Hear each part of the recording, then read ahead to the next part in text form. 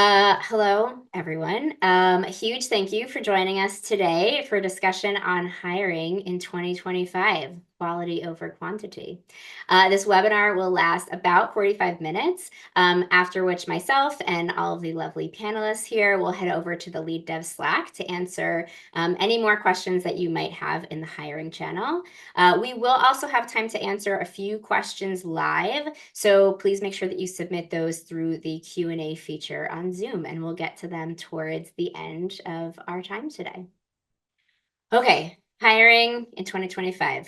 First, welcome to 2025, everyone. Happy New Year. Let's face it, the last few years have been a wild ride, right? It's been a candidate market, it's been an employer's one, and now there are a lot of individuals looking for new roles, right? Hiring shut down, now it's opening back up again a bit, but how you need to interview and what your process should be is different than what it was in the past. You need to find the best candidate for your role and do so in a way that treats candidates, many whom have had a really rough few months, with respect, while also being inundated with resumes. So today we're going to talk about how you really know if you're ready to hire. We're going to talk about the market in general. We're going to talk about skills to keep in mind. And something that's on everyone's mind, we're going to talk a little bit about how we handle AI in our interview process. My name is Allison McMillan. I am an engineering leadership consultant. I will be your moderator today. And I want to introduce our wonderful four panelists. We have Jem, Olga, Herman, and Jason. Jem Young goes by he, him pronouns and is an engineering manager at Netflix. Olga Arbitman goes by she, her pronouns and is an engineering director at Alma and Women in Tech coach. Herman Benchi, with he, him pronouns, is the founder and CEO of Code Your Future.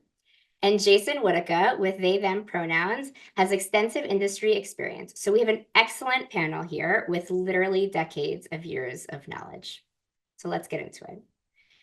The first question to start us off, many of us have been burned by overhiring in the past. And then because of that overhiring, there were layoffs, and then we've had to pull way, way back on hiring, right? The last thing that any of us want to do as hiring managers is to hire someone and then learn or sort of more deeply understand that they didn't really need to be hired. So, first question, what are some good indicators that you should be thinking about when hiring someone? Yeah, I can take this one. So it really starts with the business need and really that, business problem that needs to be solved. And then looking back and seeing, is my team or my group missing expertise to actually fulfill that business need, and how am I going to accomplish it, right? And so there are various things to consider. Want to consider that missing skill set within your team. You want to consider state of the team, how's morale, how's different engineering levels, and do these people on your team or within your group actually need more mentorship to accomplish the things that are, at stake? Well, and that point about mentorship is also really great because the other question about whether you should hire is your team prepared to take on people and to bring them up to speed? Because, I think a lot of times it's easy to look at hiring as you're going to get a benefit, but hiring is an investment. You're going to pay now and you're going to take a small sort of slowdown as you bring somebody on board and then get a benefit in the long term. So the question is, do you have a long-term need? And, do you have the near-term ability to support somebody right now to help make the long term better? Yeah, absolutely. So for those indicators, right, that's a little bit about, okay, how you gut check, how you know that you're hiring, right? It's like, okay, maybe I have the head count. How do I advocate for the head count? Okay, I've checked a number of the boxes, check the team, check the business need, check the, et cetera.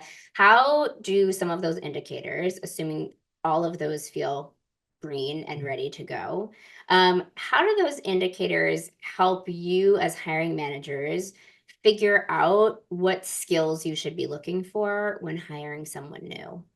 Well, I love where Olga started with this because that thing of Do you have a business need guides the skills. What do you need this person to do? Like I think there were times in the past when money was flush, when we engage sometimes in like empire building or growing our teams for the sake of reputation. But right now we're growing our teams because we've got something that needs to get done that isn't getting done. So your number one priority should be, can I evaluate for the thing my team needs right now, which is generally a set of concrete capabilities that your team needs either more of or some of. Yeah, I would add that also I would look for, certain type of soft skills that come in, right? And definitely like those are sometimes as important as the hard skills. And, Jason mentioned the state of the team and how they, absorb the hire. Sometimes the team just is not in a state to do it, right? And at other times, you can actually fill that void that team needs. For example, you want to hire somebody who has experience and also very positive and passionate about this topic, and they would lift the morale up. So things like that are also very important. If if I may jump in there, Olga, when you mentioned soft skills, um, I think that's such a really big topic in this area, because a few years ago, a lot of the industry was really concentrating on assessing those tech skills and really understanding, okay, can you do this certain specific task? And if people could achieve them, they were like, okay, great, let's hire you. Job done. But the industry is changing, is moving a lot into a direction of a much wider perspective of product development. It's not anymore, we're not looking anymore at like people that just write code or write a piece of software, but it's actually your intrinsic part of developing a product.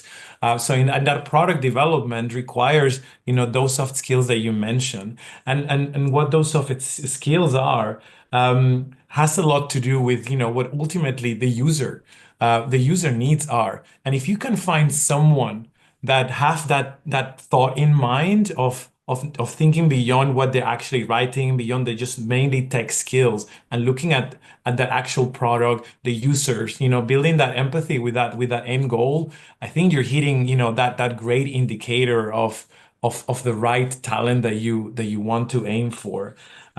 So those indicators, I think when if companies are smart enough to start looking into those specific needs and moving away from years of experience and more of like what does my team actually need? What are those key combination of tech and soft? Then you're really heading into this quality talent that we're talking about. Yeah, and I'm curious to follow up on that, Herman, with you. Like, how do you balance sort of like the need for both the technical and non-technical skills that you need to hire for? Yeah, I would say that because you have then two levels. On one hand, you want to ensure that at a technical side, you have all the foundations covered. You know that that person is have a good grounding of the sets, the stack that you're looking for.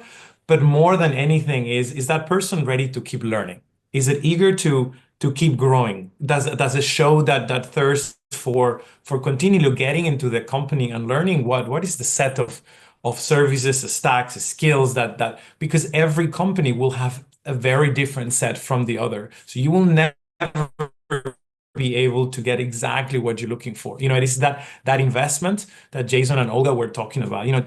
That investment will be seen on one hand, well, that tech side at the beginning, but then that growth, that growth on the tech side. So from my point of view is in the current, considering the current new wave of tools that are available, we're going to be talking about AI in a bit, but just in general, the productivity optimization, the fact that more and more it is less of developing up from scratch, but actually building on top of a lot of existing products. The the soft skills is becoming a really large part of what we do with in our jobs. It's a lot of really understanding what the needs are, what is the gaps that the teams are getting. So I would say when hiring, if you have a very clear indicator of basic, foundational tech skills, growth, a capacity of growth, then you concentrate on the soft. For me, the soft skills are the ones that really bring the differentiator in team. I'll build on that. One of the most important skills, in my opinion, is curiosity, and that's something you can pick out in an interview. We always say that hey, do you have any questions for me at the end of every interview panel is one of the most important parts because it says a lot about the person. Like, what sort of questions do they ask? Do they ask curious questions about the company, the team, the mission, or is it like, how do you like working there? What's the lunches like? There, but like those tell you a lot about the person. But really, the strongest trait for engineering leader or engineer themselves is curiosity. Are they curious about their team? Are they curious about why are we doing this? Are they going to maybe challenge some of our assumptions? And that's like a soft skill that is so durable and will really elevate the team itself beyond just can you code. Um, Lots of people can code. There's millions of software engineers in the world. So what's that balance? What's going to make that difference? And really, curiosity is always the one I'm looking for. That's the one I'm like, oh, okay, yeah, this person is a little bit special here. Let me find out more about them. Well, I and in there, I just want to call out, we talk a lot about soft skills, but I do feel like sometimes that it's like soft, weak versus hard. It's like these are hard skills. They're human skills. They're the skills of working with people. And if you're hiring on a team, then you're already not doing the kind of software development that's done by one person alone in a basement. Like, you're doing interhuman work. So I think we need to really remember that these soft skills aren't as squishy as we sometimes make them out to be. They're real learnable skills that people can acquire and that have a ton of value in our world. Yeah, if I can build on that, I think one of the skills that I love is collaboration and be able to collaborate. And like Herman was talking about evolving the product and making sure like you have that entrepreneurial mindset. And so when we think about collaborating with the product folks or with the design folks, that's really, really important to be able to bring that collaborative mindset to the table and then have them say, oh yeah, this person actually contributes so much. They're a great hire. I love the part of the asking questions at the end, Ian, because it's absolutely one of the key ones for me when hiring. It's almost like my favorite part. And there's just one tiny element is the quality of the questions, the quality of the curiosity, how much investment the person has put into analyzing, researching, and getting into in-depth. And that's something that, it speaks so much of how they will then behave once they are inside the organization, because that's not a an expected part of a normal interview. You ask a question and then you reply, and you're preparing for answering, but preparing for asking. That is such a core part in this world of software development. Yeah, and I'll say I love these answers and how this conversation has grown on each other, because one of the things that I thought of, the start of the question was, how do you figure out exactly who you're looking for? And, building on like, how do you know that you're ready to hire? It's really easy in that situation to jump into, my team is really stressed. We have really aggressive goals and we need more people to make it happen. And sometimes that can also lead to overhiring because you're sort of thinking about what you're thinking about the next quarter or the next 2 quarters potentially, right? But making sure that there's work for that person and that they're good for the team long term as well. You also have to think a little bit about, and how is this person still effective in 2 years, assuming, curiosity, growth, etc., right? But I think sometimes we're making a case for headcount or even think about ourselves, we look at the stress and the immediate need of a person, as opposed to okay, and once this big project is done or once this big thing is over, is that need still there? What does that look like long term as well? So, great. Okay, so your technical and non-technical skills you're looking for. You are sure that you want and need to hire. You have figured out how that want and need and your team culture and company culture, et cetera, what kind of person you need, what profile, et cetera. You have all of these factors. You're confident. You're ready. What does the market look like these days from a hiring manager perspective? The the market is it's not great. Yeah, I always want to be cautious with this because I want to be honest, but I also don't want to get people down because I know many people out there are looking for jobs. But my perspective in having done this for quite a while now, the market's pretty bad. We're still recovering from the layoffs of 2022 and beyond. Companies even this year are still announcing layoffs and kind of pushing for what they're calling efficiency. So that's going to mean the market's more and more flooded with talent. Um, but mainly for job seekers, it's tough because when there's so many people in the market, you get a lot of resumes. Like me as a hiring manager, if I open a role, I'm getting thousands of resumes. And it's not just resume spam or something like that. They're good resumes too. And trying to distill kind of what we're talking about, the importance of I really like Jason's point on human skills. Those human skills from a piece of paper, a couple of sheets of paper is really difficult for a hiring manager. And I'll be honest, many don't put in that level of work.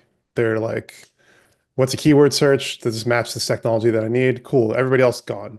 Versus, trying to go a little bit deeper, thinking like you're saying, Allison, what are our skills that we need 2 years out? What are we looking for in that type of candidate? But that takes time. And because I think all of us can say we're more pressed to get things done and become more efficient in the past couple of years. That means as a hiring manager, we have less time as well.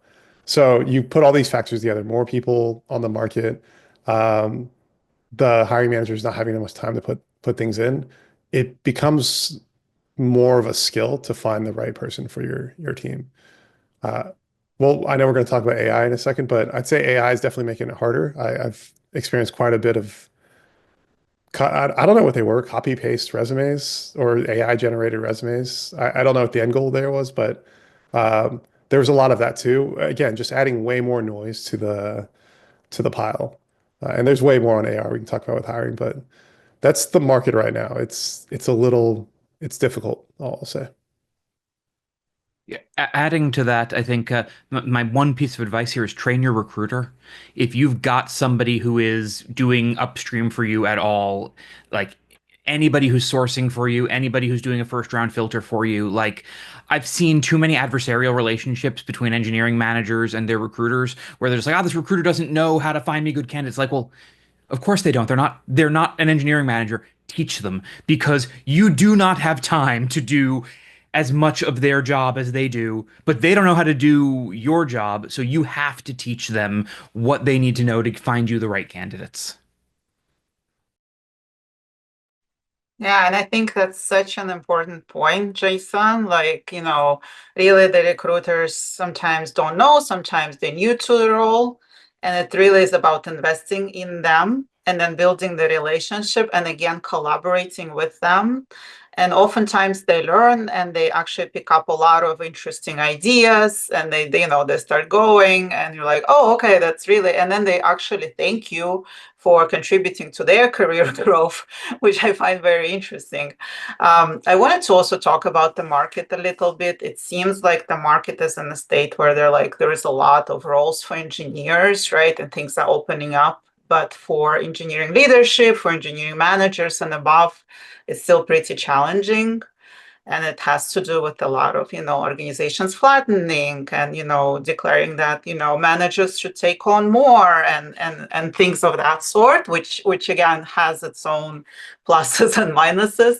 But it also is true that those engineering managers that are asked to do more actually now are like carrying a lot more weight. And so for them to hire and shift through these resumes that are actually full of keywords sometimes, it's really, really a challenging, landscape out there. Yeah, so that's a good segue to our next question. And just a reminder for the audience, I see a few questions in the Q&A. Keep those coming. We'll get to them in a little bit. But again, with a lot of people sort of looking, like we've said, there are a lot of resumes coming in. What are your top 2 tips, we'll say, for sifting through resumes and narrowing down candidates in an early round? Either, if you're the one that's doing all the resume review, or, in sort of an initial hiring manager interview? Yeah, I can take this one. So already alluded to like building really good relationship with recruiters and making sure they know what you're looking for.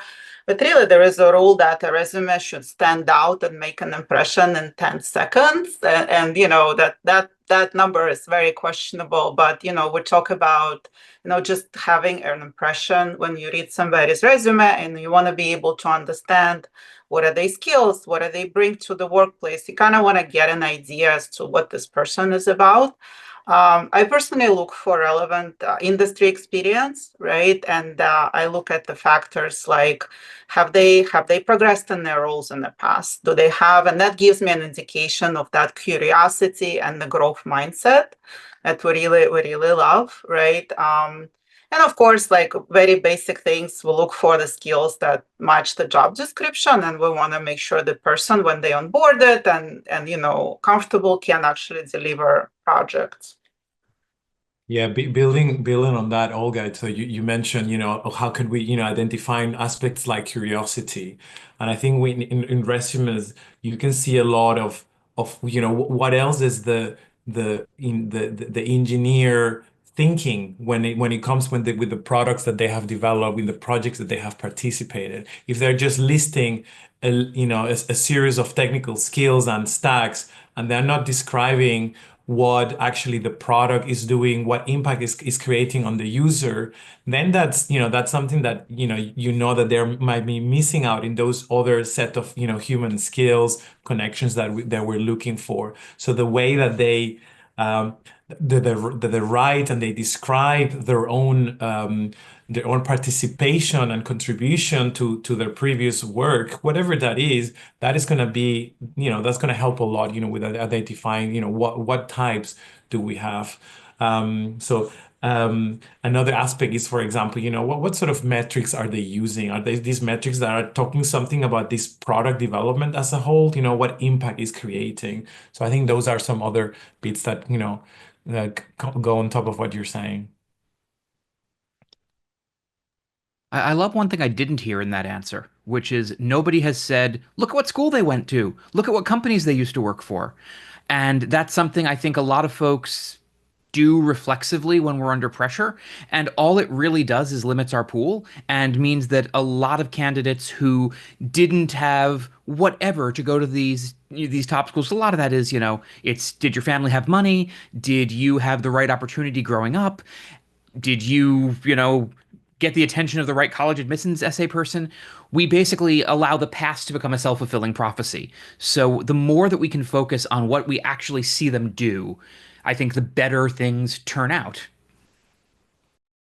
Yeah, I'm going to throw in one more here, moderator privilege, is that there's nothing that drives me crazier than somebody who has a great resume and has totally phoned it in on, like, I usually like to ask an application question or two, just, something sort of short answer, couple of sentences, and nothing drives me crazier than like a great resume with like very, like, the answer is that they obviously like did not spend any time or effort on. So that's the one I'll throw in.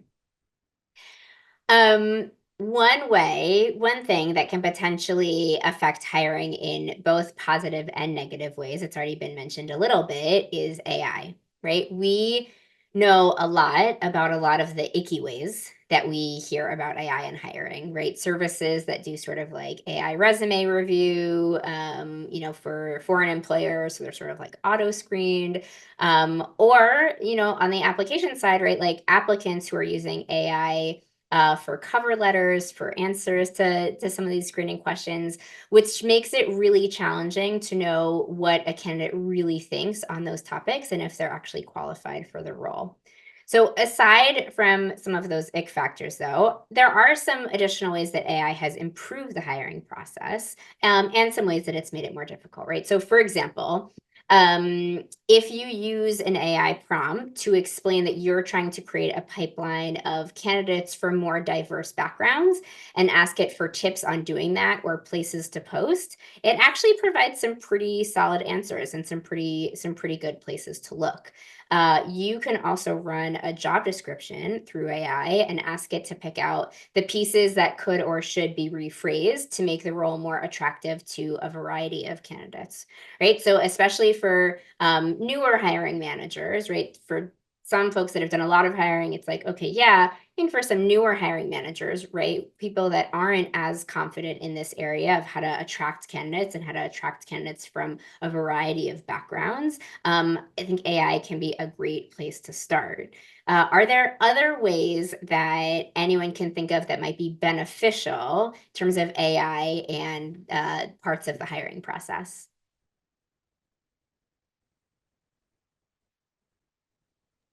So one thing that I've actually found that's kind of a paradoxical benefit is because AI has made large amounts of prose so easy, it's actually improved the value of being quirky and improved the value of conciseness. Because one thing it isn't is concise. I mean, my favorite model for a lot of these large language models is that they are machines for giving you the most expected answer to something, which means that if you want to see what the most expected answer is, you can ask your interview questions to one of these models and kind of get back what does an extremely middle of the road answer look like? Something that is technically English, like it all fits together, all the pieces are there, but it's just kind of your blandness bar. And so you can calibrate yourself on that of like, okay, this is what not standing out looks like. And once you've read a couple of those, the human prose, the things where somebody has some spark, I find after reading a couple of things of like AI generated crud, I end up really resonating with sometimes like this person is curious about something. I can't even tell you what yet, but this person's just, there's some energy to this writing. And it makes it, I find it kind of primes me to detect humanness in writing if I kind of go get some samples of it. So it's a great antidote to corporate generic speak that kind of took over everything in the early 2000s.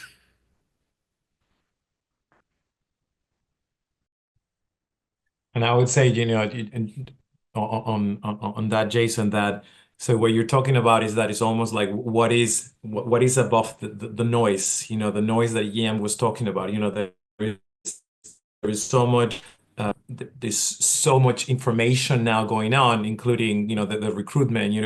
A person can apply in theory to hundreds of roles using AI tools.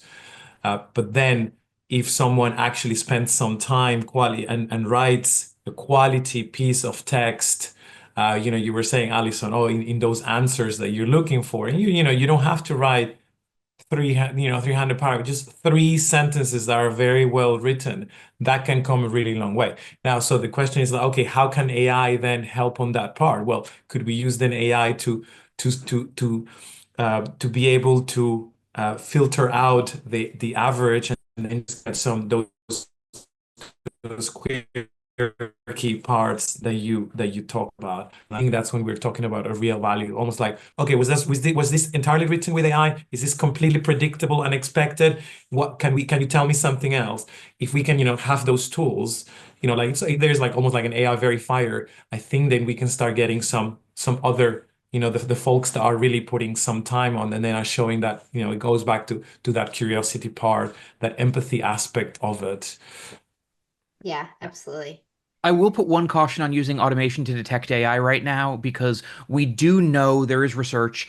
Right now, AI verifiers have a tendency to overrepresent the likelihood of AI of folks for whom English is not their first language because machine translation, because the patterns of common English usage make it into the models.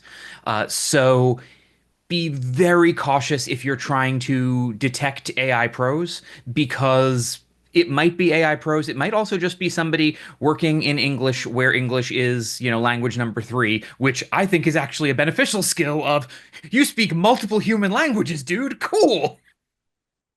Yeah. Um, and so for now, for what makes the hiring process difficult, from the hiring manager side, right? So I know a lot of people are trying to figure out things like how does AI affect their technical challenges, right? Either take homes or pairing exercises. If they're using AI, how do we know if people are using AI to complete these tasks? Even if they do or don't allow a candidate to use it, right? Like AI, if somebody's trying to polish an answer or whatever, right? Like all AI usage isn't bad in my opinion, right? But I think a lot of us are still figuring out where that line is in not so dissimilar ways from do you let people Google and right? Like how Googling works in pairing sessions or that sort of interview process, right? Some companies allow it, some companies don't. Um, and so, right, like the ability to tell if their technical exercise is robust enough given AI and its capabilities and more. So, how is the candidate use of AI changing what your process looks like, what your interview process looks like? I just wrapped up some hiring in December last year, so I can speak to some of this. Are by far even candidates who don't get an offer, I still want to close them out and say like, hey, here's why, here's the feedback that I can share with you. Is there anything we can do better? Because interviewing sucks, and we want to make sure we're giving you the best possible experience, whether regardless of what happens. Um, and the consistent feedback is the favorite panel that the candidates go through is the take-home exercise. And not the act of doing it, but the actual we take it, we review it, and then we bring them in and we say like, all right, let's talk about it. What would you do here? What would you do here?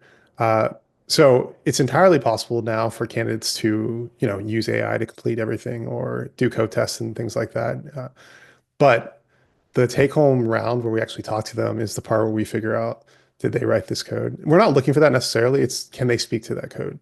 Um, and that's something that I don't know, AI is not quite there yet to do that in real time. Maybe someday it will be, but it's a good indicator of did they use AI or not, because it's really easy to use, code help for some of these. Stepping back from like how is AI affecting technical challenges, it's what is the whole point of the interview? And especially on the technical side, the interview is trying to understand how you think, not like how you solve problems. Anybody can solve problems. I'd say, especially if I'm hiring for a senior engineer, 80% of the work anybody can do. That's kind of baseline. You can Google it, use AI, whatever. It's that 20%. That's the hard part. The things that you can't anticipate, working with partners, weird quirks in the system, things like that.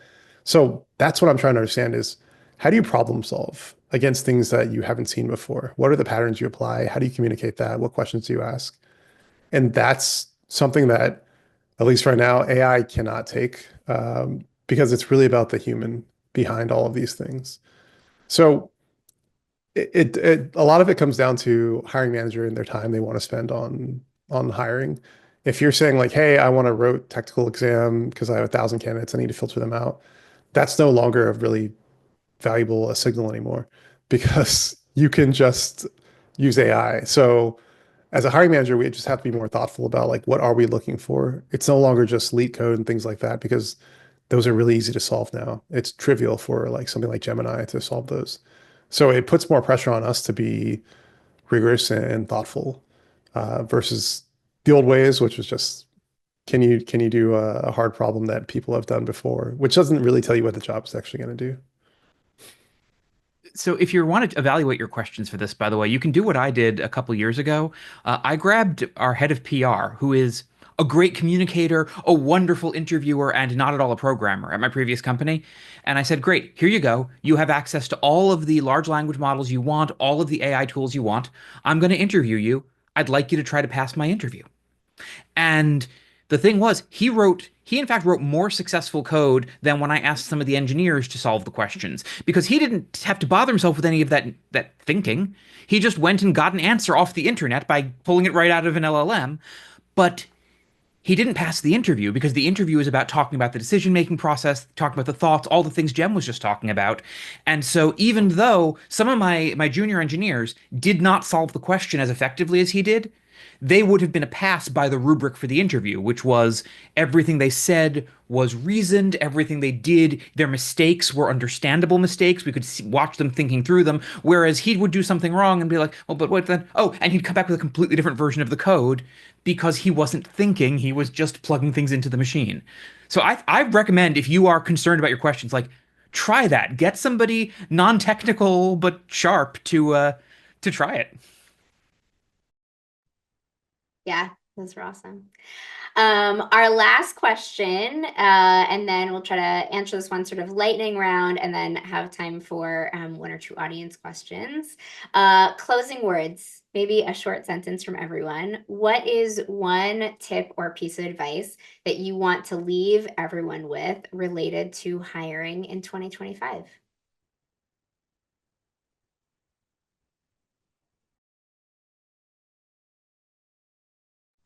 Sure, I'll open us up. The fundamentals don't change. It's always about finding people who are capable at the things that you need done. The noise changes, the amount of candidates changes, what you need done changes, but the fundamental, like always remember, you're looking for somebody who's a long-term match for your team, and that's been the same for a very long time. So you can look back, you know, history of interviewing, there's tons of stuff to look at if you go looking. Yeah, I think from my perspective, I would advise people to find something that makes them stand out and really like focus on that. Find something that makes them really human and really passionate about something that they are applying for. And, with luck, you get in front of the hiring manager and it really does show. So find that special something that makes you stand out.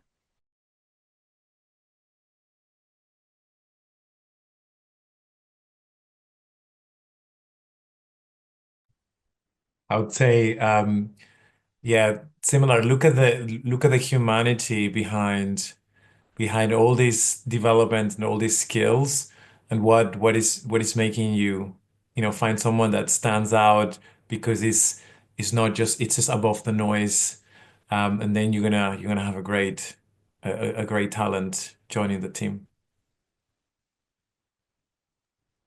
For hiring managers, when it comes to hiring in 2025, especially in this crowded field where companies are changing and they're demanding more of everybody, really be thoughtful about the humans that you're trying to hire and the problems that you want to solve beyond just the curve that you see. Uh, if you only aim for the near term target, then you're going to be ended up very confused in the future. Like, hey, why isn't my team adapting to all these changes? Because you didn't hire for a team that does that. You hired to solve a problem today versus thinking about what you need down the road. So thinking about that in terms of like these human skills, again, I love that phrase. You'll just have a more dynamic team, even if it on paper maybe looks a little funny, or they have some quirkiness. Like that's good. That's a strong team. But that does take work from you as the hiring manager to be a little more thoughtful and not just what college do they go to? What are these skills they have? Like really being critical of yourself and kind of what you're looking for and recognizing your biases when it comes to hiring. Amazing. Okay, so I think we have time for one question from the audience, and we'll take the other ones to Slack. What else is in Jason's interview rubric? It's really easy. It's you need to either be live with them while they're coding or have them walk through in the way that Jem was talking about. You just need to ask them about the decisions they've made. What's in the rubric is understanding the why. It's the fact that no programmer ever makes a decision without a reason behind it. Even if that reason's bad, even if that reason's I tried it to see if that would work. I'm using something that worked in a different language. Oops, it didn't work here. Just understanding that why, because it'll show you how these ways, the structures of their thinking. And that's what I'm always looking for tech. And this is for technical interviews in specific. I'm looking for the structure of thought. That's it. Does anyone else have aspects of rubrics that they like to jump into or like to use? Maybe I'll give people a forewarning if they ever come interview for me. The questions I ask in that initial screen when I talk to somebody are rarely technical. I really want to understand why, what they do, what they do. Kind of like Jason was saying. A question I ask, which is really enlightening, is I'm like, why do you do software engineering? You can do lots of other things. Why do you do it? And the answers I get back from that tell me so much about that person. And yeah, it's one of my favorite questions. And also people are like, no one's ever asked me that before. I'm like, well, it's what you do all the time. I would hope people are interested in like understanding a little bit more about you. But yeah, again, I think just going a layer deeper, and even if someone's like not a good fit, you get to know them a little bit better. And there is something special to doing that as well. Yeah, I agree. I frequently ask, what is your favorite part of being a software engineer and what are some of your least favorite parts? It's very similar. It's like very, very interesting. And there's no right answer or wrong answer for that. It's like, okay, how does that relate to the team? How does that relate to the role? How does that relate? It leads to so much more. All right. Okay. I'm going to close us out. We have talked a lot about a lot of hiring related information today, right? Knowing when to hire, trying to figure out who to hire, sifting through candidates and still treating them with kindness through the interview process, and AI's involvement in hiring in 2025. Thank you all so much for your amazing insights in today's panel.